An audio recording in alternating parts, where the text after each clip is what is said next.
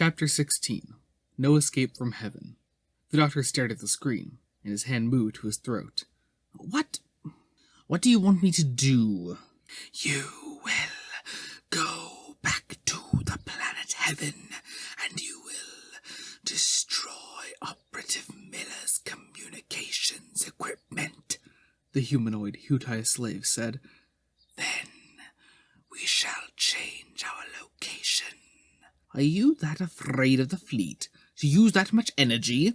We will be gone before the fleet arrives in 3 days' time. But there is no point in taking chances. If I do this, what then? The doctor growled. Then you will be allowed to take your TARDIS and leave. I don't believe you. You took a Time Lord away into Gallifrey, out of your grasp. The humanoid attempted its ghastly smile once more.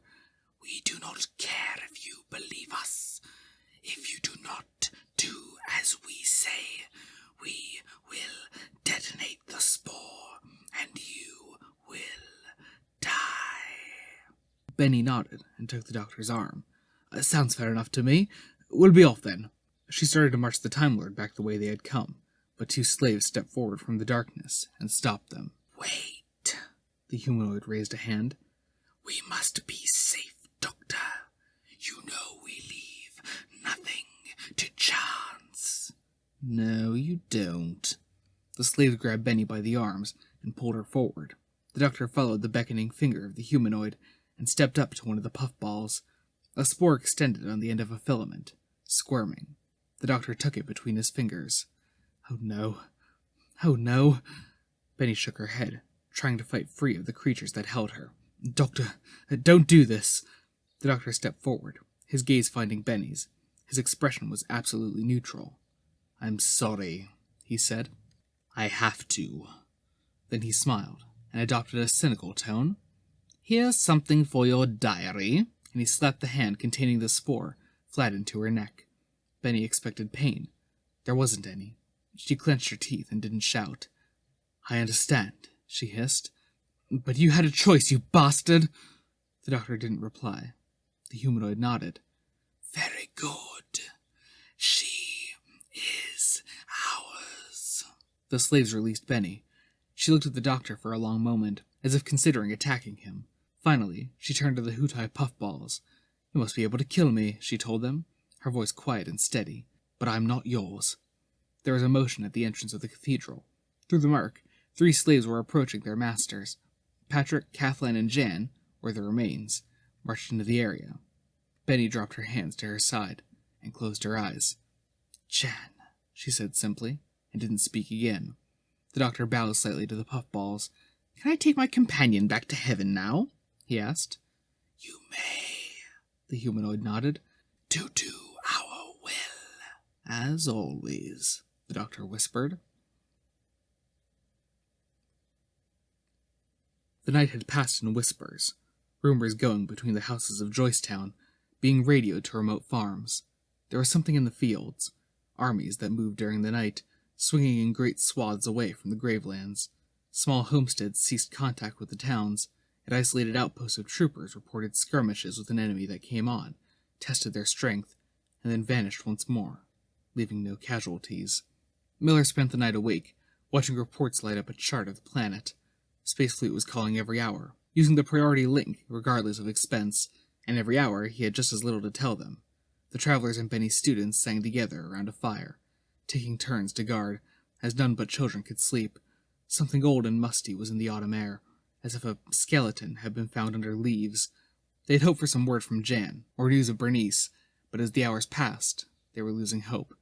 At one point, Colm Wiley began a funeral song, but Alex shouted the start of the story over it, and everybody made the effort to listen. Farmers taking guns out to herd in their animals were glad to see dawn touch the fields near Joycetown, but were fearful at the tracks that had formed across their land. Whole meadows were scarred with broken earth, and in some, the animals had gone. From the tower of the vacuum church, the sunrise over heaven was a murky orange. Phaedrus raised his arms to the sky and considered the moment. It was at hand, the time he had wished for since his mother had died. Now, every one of them would feel it. The world would know what darkness said inside him. He began to bellow, to howl at the dawn. The yell became a kind of melody, a high incantation. As the sunshine began to warm his black robes, bouncing off the roofs of the town, he felt the spore of the Hutai within him resonate to his song. The signal was being given. The call had gone out. Across Joycetown, people looked up from what they were doing and wondered. The call echoed down the alleys, rung out across the fields, rang off the ancient architecture of the Heavenites. Far away, in the wasteland, something began to struggle beneath the ground. Fingers kneaded soil, probed for the sky like plants. Fists punched upwards, and bony limbs began to smash aside the ground that covered them. Whole fields were squirming, the grass rolling like waves.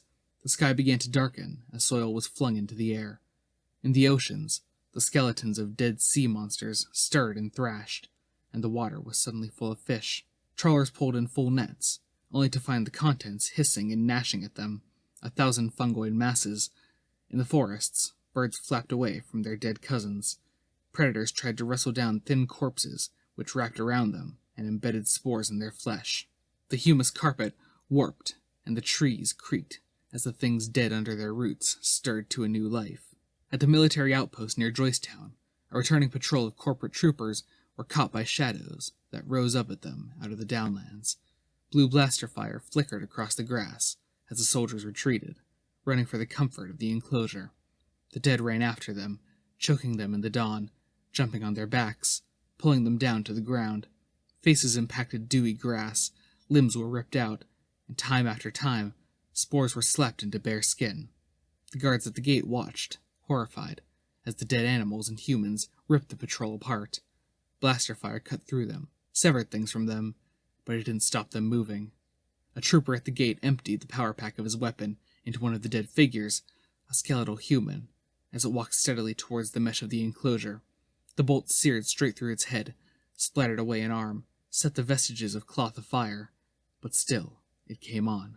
Against the rising sun, it raised its arms, and a cluster of spores launched off its skin into the morning breeze. They wafted into the camp, and the soldiers ran for the safety of the buildings. The dead being stood there, flesh flapping. Behind it, at the fence, shambled up many more of its companions, and some of the troopers they'd been fighting. They were waiting for numbers enough to crush the fence. In his tower, Phaedrus brought his song to a high shout, and collapsed against the wall.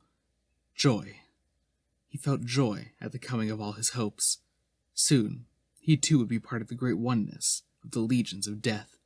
His part was done, his whole mission complete. For the first time in his adult life, Phaedrus fully relaxed. From his sitting position, he allowed his gaze to drift upwards into the quiet blue of the sky. 3 points of light had just appeared like stars in the direction of the dawn. They were getting brighter.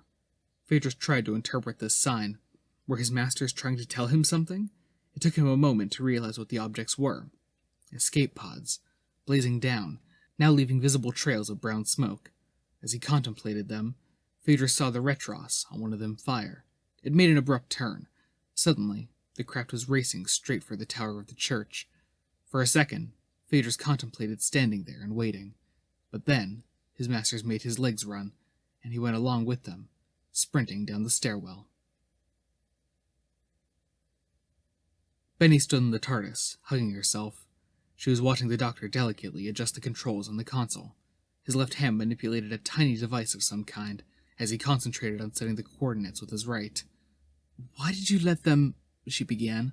"Hush," the doctor murmured in a gentle voice. "It had to be done. We must submit to the will of the Hutai. Here, hold this." And he handed her the pen that had been in his left hand. "It's such hard work controlling the TARDIS," the doctor cut in. "It takes such concentration. Sometimes my right hand doesn't know what my left hand is doing." Benny walked around the console and noticed what he'd written on the surface in biro. "You're free. Not infected. Find Ace." "Would you like to pick up your bags at the dig site, since we're both going to flee this world in terror?" the doctor asked casually. "Might be for the best. I'll pick up my diary, so I can rewrite the real world a bit more. Will you drop me off?" "Certainly." "Brothers and sisters," shouted Phaedrus, bursting into the first-floor dining room of the church. He stopped. They had all become fungoid creatures, every single one of them. They stood in the remnants of their robes, looking at him almost accusingly. Their tendrils vibrated gently. Phaedra slapped at a nervous tick in his cheek. Why not him? What was there left for him to do? We must... The pod turned a moment before it hit the tower, a burst of retros slowing it slightly. For a second, the rocket flames licked the stonework of the church, then the pod hit the building. The wall exploded. The concussion sent mortar flying through the room. Stone blocks slammed out of one wall and into another. Phaedrus was blasted off his feet. The fungoids fell and broke, spinning backwards over furniture. Somewhere from deep below the church, a great scream of rage erupted. The TARDIS appeared briefly outside the dig, and Benny ran outside, slamming the door after her. The craft screeched away into hyperspace once more, and she looked around, aghast. Colm Wiley was stumbling up the hill towards her, clutching at the air with his hands. "I tried," he said, and then his head burst open into fungus. Benny grabbed for her gun, but before she could fire, a flaming arrow struck Colm in the back of the head. More followed, setting the body aflame. The burning creature staggered a few feet forward, and then collapsed. Benny ran past it, to see the full picture of what was happening at the dig site. Travelers were hacking monsters with their swords, setting them aflame with torches, backing them into corners with rakes and forks, and blasting them apart with guns, once they'd been isolated. The stone circle had become a battlefield, with ragged tents fluttering in the stiff breeze. Alec was leading archers, blue chemical flame flaring at the ends of their arrows. Many travelers had fallen in the fight, but, to Benny's astonishment, the creatures were actually losing. She ran into her tent, ripping open the flap. Clive lay inside the opening, clutching a gun. Beside him were still squirming pieces of fungoid, hacked apart by the travelers. "Friend!" Benny shouted, putting her hands up. "What happened?" "An hour after dawn, they all just erupted." Clive ran a hand across his face. But Alec was prepared. He and some of the others had the arrows ready, and a battle plan. He said that the doctor had shown him how to use the telescope, to check who was... Yes, I can imagine. Benny reached forward and grabbed a plasma rifle and a machete from her pack. A horrible thought had come to her, but she was trying to suppress it. The Huta had been manipulating the great powers into sending their dead to this planet for decades. What if, somewhere out there in the dead armies, her father was stumbling along? Benny slammed back the loader on the rifle. "Well, Dad, at least I'll know," she muttered. "What?" Clive asked. "Busy day, Clive."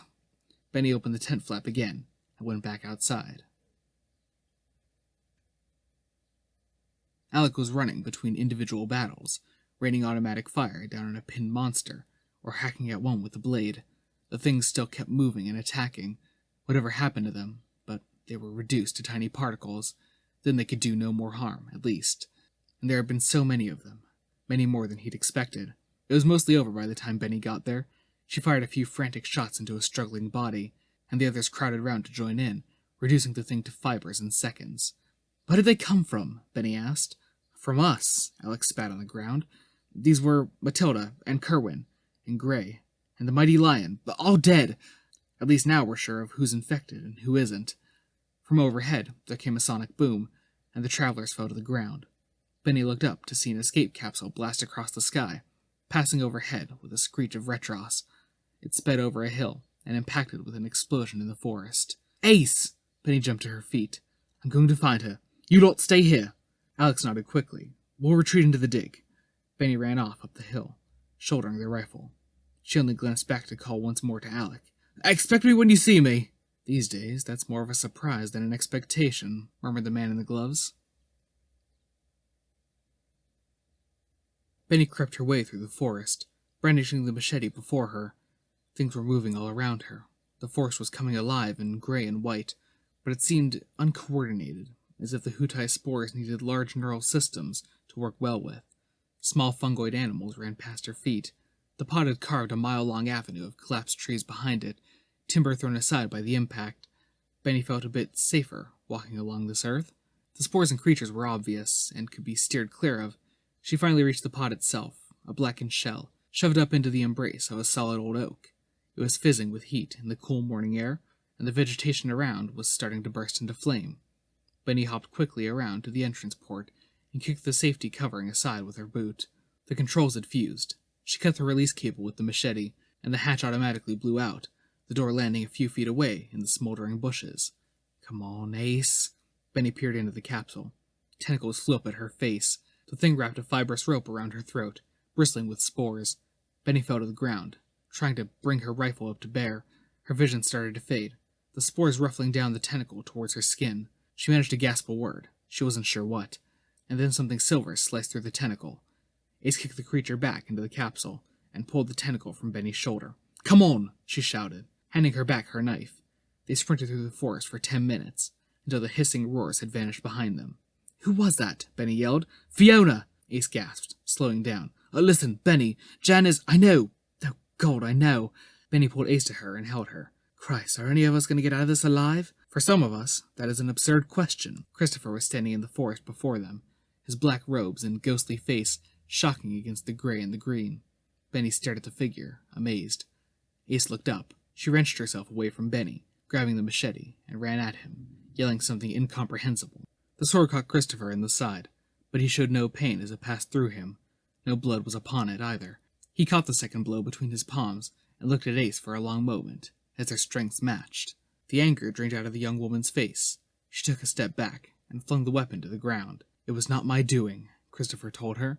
I, of all people, know that sacrifice is a futile thing. Jan was led into his plan by his own willfulness, as manifested by the trickster. Christopher raised his hand in a gesture of supplication. He died because he was free, and he was still free when he died. He's not free now. No. But he was never coerced, never conned. He died out of the expression of his own personality. I don't believe that, but I'm sorry. There is nothing to be sorry about. Now, the Hutai cannot sense this dead form of mine, but I can sense them. I can guide you around the armies of the dead that are rising this day. There is one more move to make. Take us to Joystown, then, Ace said before Benny could speak. I've got some stuff to take care of there. As you wish. Christopher pointed out a path, and they set off across the fields, along muddy tracks, staying as far away from the gravelands as possible. During the journey, Ace was silent, marching fast. So, how come you're still with us? Benny asked Christopher. Forgive me, it is a bit of a surprise. I moved this corpse through the power of my will, as once I could move small objects. Now I have become one with pewter space. Sorry? The information that is me lives on. I have transplanted it into a program. The program is decaying, because data space is continually being required by other users, but I have found that I can sometimes tap into, it is hard to explain, powerful data. Words of power. I have been keeping this body moving, using more and more power. Eventually, I will be unable to sustain it. And then you'll just switch off? I shall live on in pewter space for a while. I don't know what to feel. Are you content? I have always been content. I have to be. There has been no love for me in years, and without love you are content. I can sympathize with that, but there are other things. There is the war. Christopher put a hand on Benny's shoulder, and, astonishingly, touched a pair of cold lips to her cheeks. And we are winning that. Benny smiled, certain she was blushing. Ace had marched ahead to see over the brow of the hill. Benny's gaze followed her. You lied to her. I could always tell with you, when you were alive. You didn't do it very often, so you weren't very good at it. I have lied, but only so that her world does not completely collapse. She must have somebody to return to. That's not right. She'll find out. Lies always come to the surface. It's not really up to you to decide what she knows, is it? It is not up to me at all. It's up to... We're here! Ace shouted down from the hilltop. Come on! The TARDIS had appeared in front of Operative Miller's desk. The old lawman stood up, watching the materialization with interest. This is absolutely fascinating, he told the doctor, as he stepped from his timecraft. Possibly, but we have important matters to discuss. Indeed we have. This base is under siege, Doctor, by what can only be described as the living dead. Reports are coming in from towns and villages all across the planet. The Draconians are in a state of complete collapse. They venerate their ancestors, can't bring themselves to fight them. Doctor, what the hell can I do to stop it? Trust me. Trust me absolutely. I can do that. But give me some hope at least. The creatures you're encountering won't try to infect the living by force. It's wasteful. They'll get you bottled up and then release clouds of spores across the large communities. The smaller ones will be already under attack. With the fleet on the way, they'll probably start the last phase of their plan before they attack the towns. And can you save us? The doctor smiled, as if at a complex joke he'd only just thought of. Yes, of course I can. I can save nearly everyone. I can wipe this menace from the face of the universe. He winced at some deep pain inside, and frowned. So, take me to your communications equipment. Phaedrus moved his hand. Still alive. Still moving. Gravel rustled off his robe as he got to his feet. The roof of the hall had collapsed, and fungoids were twitching under the rubble. He made his way to the basement door, and nervously called down the stairs. Mother? Mother, are you there? And then, with a shaky step, he made his way down into the darkness. In the streets of Joycetown, screams rang out. Townsfolk ran about the markets, gathering their possessions, arguing with guards who were trying to organize them. A mass of scared people ran past the ruins of the library, shouting and jostling as they headed for the gates. The cause of this was something that had been sighted at dawn, a group of strange beings standing on the hill. During the morning, their numbers had steadily grown, but still they stood there, a calm army waiting for battle. Lone horsemen had ridden out and made close passes to the creatures, but those with telescopes could already see what they were. They were the dead, come back to haunt Joycetown. There were over 300 of them by 10 o'clock. The townsfolk had been disturbed enough by the apparition, and the continual crack and thump of guards firing mortars at the hill. The bombs had had little effect. Anybody could see that. The destruction of the vacuum church by a blazing meteor was surely some final sign of judgment. They had rushed for the gate. The guards who had been talking about advancing on the enemy with blasters found themselves holding back a mass of people who wanted to leave the town rather than bar the gates and await a siege. The blank eyes of the dead watched the confusion, Hutai tendrils swaying in the wind. Christopher had taken Ace and Benny to the city walls by means of an old cart trick, sunk slightly into the ground. They ran along the walls, Benny staring apprehensively at the dead on the hill. She didn't like Ace's expression either. It was scarcely more animated than that of the things waiting above the town. Such a pained frown, like a hurt little girl. Benny wanted to take her away to some quiet place and make everything fine for her again, but that would mean bringing Jan back, and that she couldn't do. The group reached the confusion at the gates. A traitor with a cart, screaming into the face of a guard who was fingering the butt of his blaster. Christopher walked straight through the yelling mob, clearing a path with a wave of his hand. Notice something? Benny asked, grimly. No tower. Where's the church gone? Ace stared at the ruins of the vacuum church when they turned the right corner. No! She shouted angrily. She ran towards the collapsed building. The doctor held a tiny module to his hand. You can't signal anybody now. Miller took a deep breath. Can you give me a single reason why I should let you do this? Only that I'm the doctor, and that I know what I'm doing. Do you? Oh, yes. The doctor seemed to decide to take a risk. If I die, replace it. Miller raised an eyebrow. Good game you're playing. Oh, no. The doctor smiled. The game is over. A shadow fell over heaven. The Hutai globe was suddenly in the sky, huge, blotting out the sun.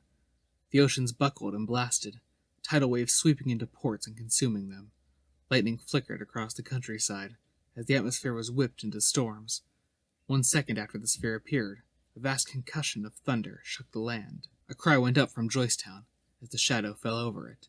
It was the sound of thousands of people moaning in primitive terror. The moment of harvesting was upon all the animals of heaven. Ace looked up at the sky and began to laugh at it. Then she shook her head and kicked in the door of the vacuum church. Benny stopped in her desperate pursuit of Ace and gazed at the thing in the sky.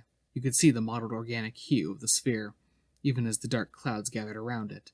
She felt very frightened and very small. Christopher pointed up. Look, he said.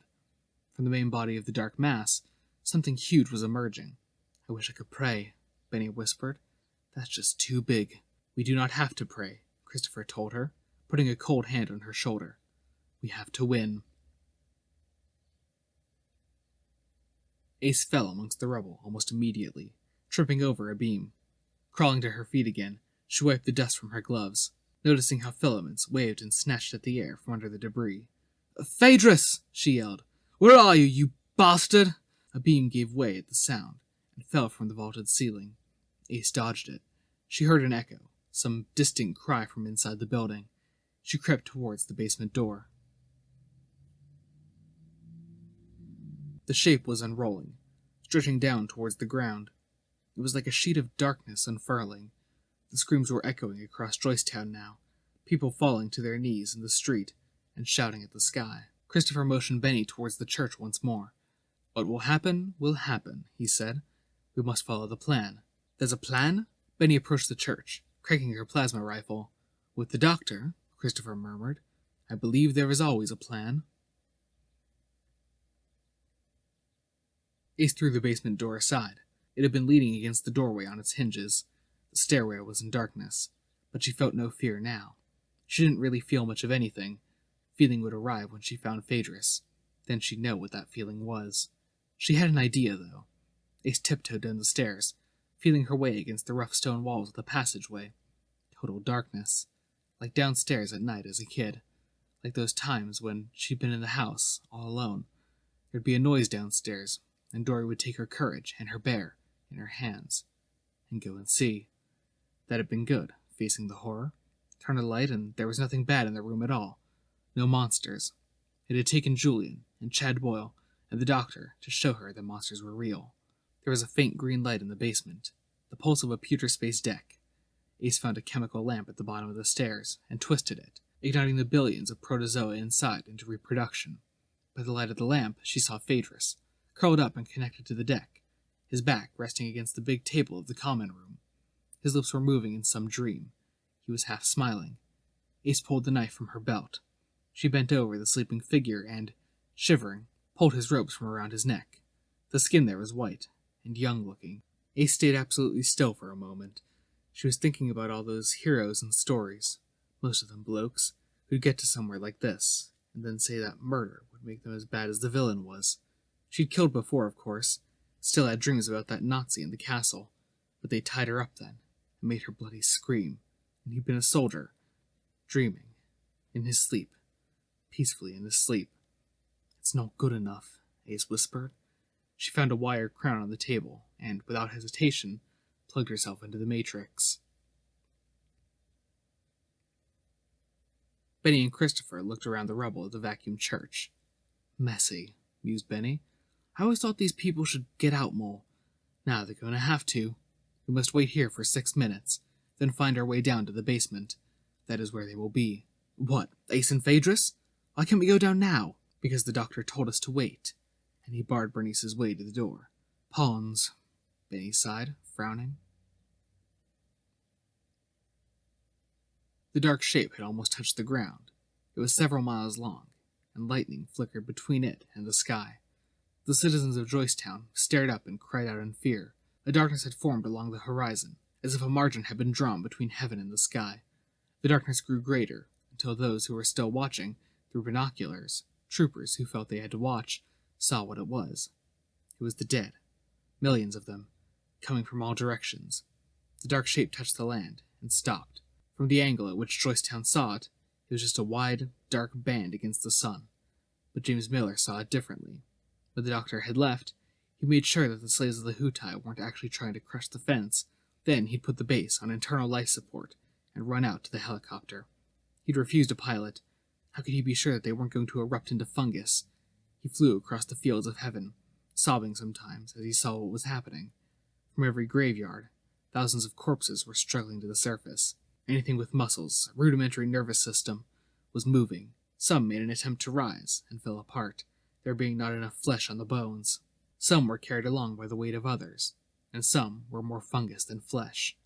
Miller realized so many things on his flight. He saw how the ecosystem of heaven relied on the earthly, heavenite, and draconian creatures preying on each other, and not existing parasitically on the remains of the ground. A natural system would tend to do that, with so much raw material around. He saw how strange the composition of soil was, how different it smelt from the rich loam around his old home, on Mandusis. By the time he got to Joycetown, Miller saw heaven as a trap, a big box baited for intelligence. It was a fable, a margin where things the great powers didn't like would be sent. Books, anarchists, the dead. They'd wanted to believe that there was somewhere safe these things could go, somewhere not in their backyard, but still within reach if they needed them. But that wasn't true.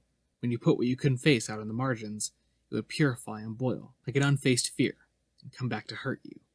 Miller imagined that the dead were carrying burning books and waving black banners. When he got to the stairway, he was ready to believe in it. A stairway, an unfolded gray mass of fiber and biological remains. It was made of millions of individual steps, and they were fashioned in small bones and bound with muscle. At the top of it, 3 figures stood. They were bear-like and tall, covered in thick fur. Sad eyes stared from above their gray muzzles. On their backs, great clusters of Hutai fiber sat. The Heavenites had returned to their home. At the bottom of the stairway, the dead began to push forward. They marched, wave after wave of them, to the first step. And then they began to climb. James Miller looked down at the people of Joycetown, watching the ascent in terror. "My God," he whispered, "they're leaving them for last." Inside the dig, travelers were shoving boards and equipment up against the entranceway. They had quickly closed the dome of the observatory, and were having some success in blocking the access tunnel. The dead had begun to cluster outside, and then had suddenly decided to advance. Alec had urged the tribe, clutching whatever belongings they could, to run down into the digs, and there they now were going to make their stand. They wouldn't have as long as Joycetown did, since they were further away from the stairway, but they hammered in planks and shoved in tent pegs, and prepared to die free. Christopher raised his arm, and let Benny open the door. 6 minutes? She asked. Time enough to enter pewter space, Christopher nodded. At the bottom of the stairs, they found the comatose forms of Phaedrus and Ace. "We have to get Ace out of there," Benny said. "What does she think she's doing?" "Taking revenge," Christopher frowned. "I can feel them in the Matrix." Wait a moment. He closed his eyes, and Benny watched his body stiffen and tense. Christ. He'd stopped breathing. She was just about to do something when Christopher gasped and opened his eyes. "Have to remember to keep the lungs going. What did you find out?" "I exist in pewter space. I am aware of its backwaters, but the 2 of them are in an area of their own. They are fighting a private battle. To interfere would take more energy than I can possess." Benny put a hand to his arm. "Tell me that what Ace is doing isn't part of the Doctor's plan." "It is not." "Good. That is what you asked me to tell you. However, the truth is very different." Benny turned slowly to Christopher. She heard a familiar sound from upstairs. "This is all part of the game, isn't it?" "No," Christopher told her. "Games involve risk, the chance of winning and losing. The Doctor has told me to say this game is over." "Well," Benny sighed, "he would say that, wouldn't he?" The TARDIS appeared amongst the ruins. After a moment, the door opened, and the Doctor got out. He looked around at the chaos and the rubble. He listened to the screams from outside the building, and smelt the putrefaction in the air, and he smiled. After a moment, he headed for the door to the basement.